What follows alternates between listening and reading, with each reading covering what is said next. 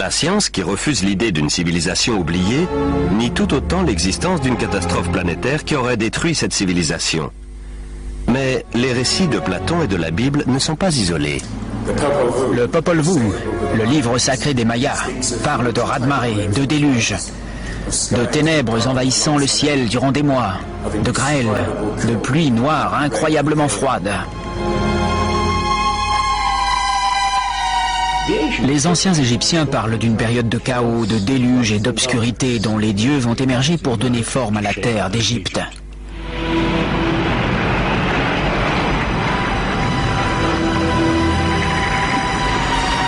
Le disque solaire des Aztèques parle de 4 cycles de destruction. Par l'eau, par le feu, par le vent et par la guerre et le sang. Il prédit aussi la fin du monde dans un cataclysme venu des entrailles de la terre.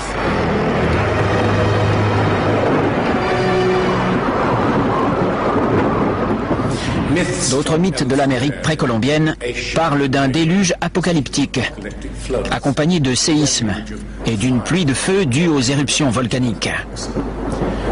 Tous parlent avec un réalisme dérangeant d'un passé qu'on ne peut ni se rappeler avec précision, ni oublier totalement. Les scientifiques sont enclins à penser que le déluge est le fruit de l'imagination des poètes de l'Antiquité. Mais imaginez qu'ils se trompent. Imaginez qu'une série de catastrophes naturelles terribles a effectivement réduit nos ancêtres à une poignée de clans éparpillés sur toute la planète. Ce qu'on cherche, c'est une époque dans laquelle les mythes se glisseraient aussi facilement que le pied de Cendrillon dans la pantoufle de verre. La première piste est fournie par le gisement fossile de La Brea en Californie, sorte de fosse commune qui abrite plus d'1 million d'animaux fossilisés et qui est aujourd'hui transformée en parc d'attractions. Juste en dessous de la surface se trouve le gisement de pétrole de Salt Lake. L'asphalte poisseux suinte par les fissures et les animaux se retrouvent englués à jamais. On a une collection incroyable d'animaux qui ont été piégés ainsi durant les 40 000 dernières années. Le gisement fossile est comme une fenêtre ouverte sur une époque reculée où prospéraient des animaux qu'on ne pensait pas indigènes d'Amérique. Les mammouths, les éléphants, les rhinocéros, les paresseux géants, les tigres à dents de sabre et même les chevaux et les chameaux. Puis, un grand cataclysme les a tous anéantis, apparemment en l'espace de quelques décennies seulement. Cela s'est passé vers 10 500 ans avant Jésus-Christ, il y a quelques 12 000 ans. Les grands animaux, autrement dit tout animal plus grand qu'un coyote, ont disparu pour la majorité en quelques décennies. C'est effectivement ce qu'on peut appeler une grande catastrophe. Voici le relevé de la catastrophe survenue à la fin de la période glaciaire vers 10 500 ans avant Jésus-Christ. Les températures, qui avaient été relativement stables pendant des milliers d'années, augmentent subitement. Le climat se réchauffe de plus de 5 degrés en un clin d'œil. 3 à 5 années seulement. Telle est la prodigieuse découverte des scientifiques qui ont percé la calotte glaciaire du Groenland pour en savoir davantage sur les changements atmosphériques. Certains appellent la calotte glaciaire du Groenland la pierre de Rosette du climat, parce qu'on a vraiment fait une découverte majeure en apprenant que le climat pouvait se modifier aussi subitement. Ce changement s'est fait en quelques années, entre 3 et 20, un peu comme ce que l'on voit aujourd'hui. On a découvert des modifications chimiques phénoménales dans la nature de la glace.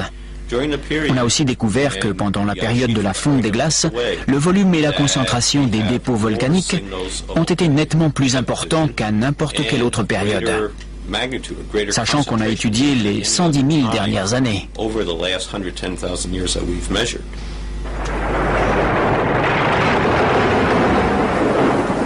Des éruptions volcaniques sans précédent accompagnées de troubles atmosphériques et d'un déluge? Mais à quoi était-ce dû?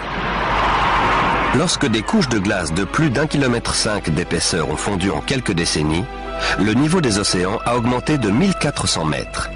Des mers ont soudain surgi là où des terres s'étendaient auparavant. On pouvait se rendre à pied de la Grande-Bretagne à la Scandinavie, avant qu'une révolution climatique ne forme la mer du Nord. À cette époque, l'eau a aussi recouvert les plaines de l'Amérique du Nord, ce qui explique qu'on trouve des squelettes de baleines dans le Michigan. Cette ère de grand cataclysme survenu à la fin de la période glaciaire pourrait cadrer avec les mythes. Rien qu'en Amérique, quelques 70 espèces animales se sont éteintes. Les félins à dents de sabre, les mammouths, les paresseux géants, les chevaux, les chameaux. Mettons tout ça en perspective. Au cours des 200 000 années précédentes, c'est moins d'un tiers de ces espèces qui a disparu. Or, ce même schéma d'extinction s'est produit en Europe et en Asie. Dans le sol perpétuellement gelé de Sibérie et d'Alaska, millions d'ossements mêlés ayant appartenu à des animaux qui ont péri dans un cataclysme. Le grand mammouth n'a pas succombé aux chasseurs de la préhistoire. Il a été fauché par une catastrophe naturelle. Au début du XXe siècle, des trappeurs sibériens découvrent le squelette gelé d'un animal gigantesque. On le déterre, puis on l'analyse. Son estomac contient les restes de plantes poussant sous un climat tempéré. L'animal a été congelé à une vitesse qui dépasse les capacités des congélateurs les plus modernes. Ce dont on est sûr, c'est qu'il y a 12 000 ou 13 000 ans, un grand froid s'est abattu sur la Sibérie, qui ne s'est plus jamais réchauffé depuis. L'énigme des mammouths congelés en quelques heures a suscité quantité d'anecdotes, certaines véridiques, d'autres non, comme celle des steaks de mammouth servis à Fairbanks, en Alaska. L'une des anecdotes probablement authentiques est rapportée par le baron Wrangel, un naturaliste russe du XIXe siècle. Sur l'île qu'il découvre dans l'archipel des îles aux ours, au nord de la Sibérie, et à laquelle il va donner son nom, le sable était littéralement retenu par des digues de défense de mammouths et d'ossements d'autres animaux disparus lors d'une mystérieuse catastrophe primitive. Ces extinctions de masse, cette terrible activité volcanique, la rapidité de la fonte des glaces, tout cela semble indiquer qu'une immense révolution climatique a eu lieu il y a environ 12 000 ans. Mais la cause de cette révolution reste énigmatique. Qu'est-ce qui a donc causé la fin de la période glaciaire ? Qu'est-ce qui a pu provoquer un cataclysme mondial ? L'une des meilleures hypothèses avancées est celle de l'Américain Charles Hapgood. Il parle d'un déplacement de l'écorce terrestre. Selon lui, l'écorce de toute la planète aurait glissé subitement. L'écorce terrestre ne représente que 0,3% de la masse totale de la planète.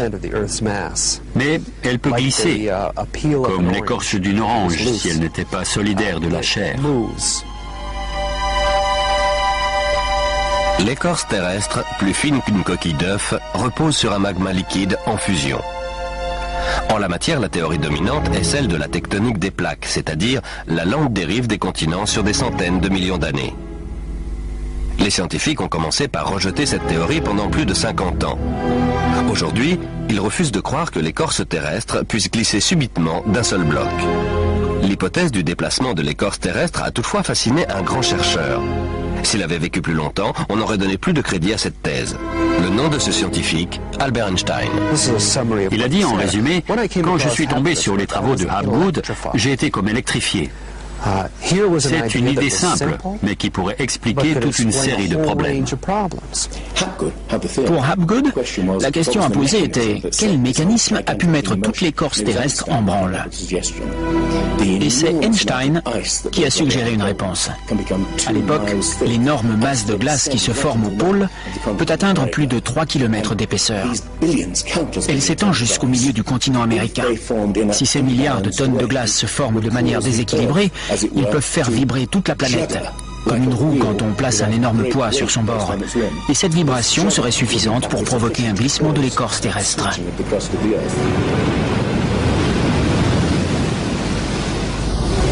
Il y a 55 000 ans, le pôle Nord était proche de l'Europe. Mais il a brusquement glissé dans la baie d'Hudson au Canada. Vers 12 500 avant Jésus-Christ, il s'est à nouveau déplacé subitement vers un point situé à plus de 3000 km de sa position actuelle. Ou vaut-il mieux dire que les terres et les mers ont été propulsées vers le pôle à la suite d'un brusque déplacement de l'écorce terrestre? Si tel est le cas, c'est l'un des phénomènes qui a pu provoquer la fin de la période glaciaire. Le déplacement fait sortir l'Amérique de la zone polaire. La mer située au nord se couvre d'une couche de glace de quelques mètres seulement. La colossale plaque de glace de plus d'1,5 km d'épaisseur qui s'étendait au-dessous de l'Amérique fond soudain en quelques années. Ce qui est intéressant dans la thèse Hapgood-Einstein, c'est qu'elle explique de nombreux mythes, outre celui du déluge. Des mythes qui parlent de séismes terribles, de catastrophes volcaniques, d'une pluie noire descendant du ciel, de pays entiers soudain couverts de gel. On voit bien que c'est exactement ce qui pourrait arriver si l'écorce terrestre glissait brusquement. D'un coup, des régions froides deviendraient chaudes. Et des espèces comme le mammouth de Sibérie, qui a congelé en un rien de temps, seraient exterminées. Si un déplacement de l'écorce terrestre a réellement provoqué un déluge qui a anéanti toute une civilisation, où vivait cette civilisation? Les spécialistes avancent diverses hypothèses. L'île grecque de Santorin, détruite par une éruption colossale. La cité antique de Troie. L'île allemande de Helgoland, emportée presque tout entière par la mer du Nord. On a aussi cherché des continents engloutis sous l'océan Atlantique, mais sans jamais rien trouver. C'est bien cela qui a disqualifié l'Atlantide de Platon aux yeux des scientifiques. Les océanographes ont dressé la carte des fonds marins de l'Atlantique et du Pacifique. Et il n'y a pas de continent disparu. Quoique... Platon décrit l'Atlantide comme une île-continent parcourue de montagnes et perdue au beau milieu d'un vrai océan. Le vrai océan est bien entendu l'océan planétaire. Ce n'est que plus tard qu'on a divisé les eaux en différents océans, Atlantique, Pacifique, etc. En réalité, il n'existe qu'un seul océan immense. Certains mythes des 4 coins du globe sont très explicites sur ce qui s'est passé. Dans la littérature védique, l'île est non seulement détruite par un déluge, mais en plus, elle finit recouverte de neige et de glace. Donc, il faut chercher une île couverte de glace au milieu de l'océan. L'Antarctique est une très bonne candidate. Si le pôle Nord s'est déplacé, le pôle Sud aussi. D'après Flemhatt, une partie de l'Antarctique se trouvait dans une zone tempérée il y a 12 000 ans. Elle peut très bien avoir abrité une civilisation qui a disparu lorsque le continent s'est rapproché du pôle Sud. Pour lui, c'est ce qui explique ces cartes montrant des régions de l'Antarctique telles qu'elles sont sous la glace. L'amiral turc Piri Reis fait preuve d'une connaissance de l'Antarctique tout bonnement impossible à son époque. Les services cartographiques de la marine, mais aussi de l'armée de l'air, disent « Nous avons comparé les montagnes et les sommets et la similitude est étonnante. » Ce qu'il faut souligner, c'est qu'on ne parle pas d'une seule et unique carte, celle de Piri Reis, qui pourrait être mise de côté, mais de dizaines de cartes. La carte de Phineus, par exemple, est très précise concernant la configuration générale de l'Antarctique. Elle indique des rivières qui existent bel et bien, mais qu'on ne connaissait pas au XVIe siècle. Nous n'avons pas découvert le continent antarctique avant les années 1800. Alors, comment des cartographes européens ont-ils pu le représenter des siècles plus tôt? La seule explication possible, d'après Flemhatt, est qu'ils ont copié des copies de cartes qui remontent à des lustres. À leur époque, ces informations n'étaient pas censées exister. Ce n'est qu'au cours des 25 dernières années qu'on a découvert l'existence de l'Antarctique sous la calotte polaire. C'est un continent bordé de quelques îles, avec une mer de glace entre les deux. Or, tout cela, cette carte le montrait déjà. Ces îles correspondent à cette région. Les chutes de neige sont très importantes ici et quasiment inexistantes là. Ces îles devaient n'en former qu'une avant de se rattacher au continent. Et donc, il a dû y avoir un passage ici pendant plusieurs milliers d'années. Et ici aussi, probablement. Ensuite, ces îles n'en ont plus formé qu'une. Ce qui est décrit ici est ce qui s'est produit, d'après moi, vers 8000 avant Jésus-Christ, 6000 au plus tard. On n'a aucun moyen de savoir comment ça s'est produit, si ce n'est en postulant l'existence d'une civilisation qui avait des connaissances de la navigation et de la topographie que nous n'avons fait que réinventer à notre époque. Alors, les débuts de la civilisation humaine sont-ils plus anciens qu'on ne le croyait ?